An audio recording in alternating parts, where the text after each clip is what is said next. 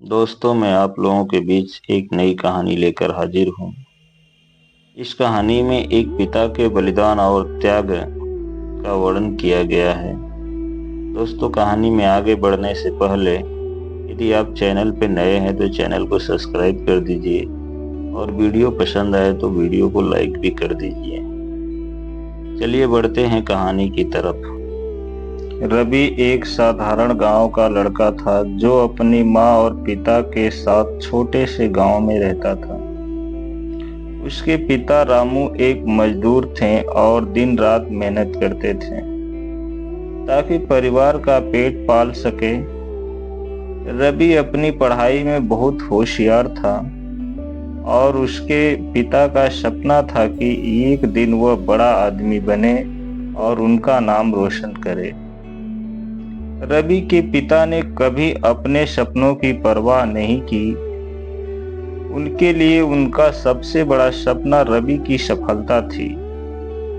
एक दिन गांव में बड़े स्कूल से एक पत्र आया कि रवि को शहर के सबसे अच्छे स्कूल में पढ़ने का मौका मिला है, लेकिन फीस बहुत ज्यादा थी। रामू ने बिना कुछ सोचे समझे अपनी सारी जमा पूंजी रवि की पढ़ाई पर खर्च करने का फैसला किया।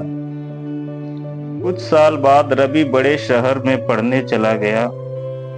वह वहां अच्छे से पढ़ाई करने लगा और जल्द ही उसे एक अच्छी सी नौकरी मिल गई। समय के साथ वह अपने कैरियर में इतना व्यस्त हो गया कि अपने घर, अपने माँ बाप से मिलना भूल गया। रामू और उसकी माँ बस उसकी खुशी और सफलता के बारे में सुनकर ही खुश रहते थे। एक दिन रवि को अपने गांव से एक चिट्ठी मिली। चिट्ठी में लिखा था कि उसके पिता की तबीयत बहुत खराब है और उसे तुरंत देखने की जरूरत है। रवि अपने काम में इतना फंसा हुआ था कि वह समय पर गांव नहीं जा सका। जब वह पहुंचा तब तक बहुत देर हो चुकी थी। उसके पिता अब इस दुनिया में नहीं रहे थे। उसकी माँ ने उसे एक पुरानी डिब्बी दी और कहा, तुम्हारे पिताजी ने इसे तुम्हारे लिए छोड़ा है। डिब्बी खोलते ही रवि की आंखों में आंसू भर आए। उसमें एक टूटी हुई पुरानी साइकिल की घंटी थी, वही साइकिल जिसे बेचकर उसके पिता ने उसकी पढ़ाई का खर्च उठाया था।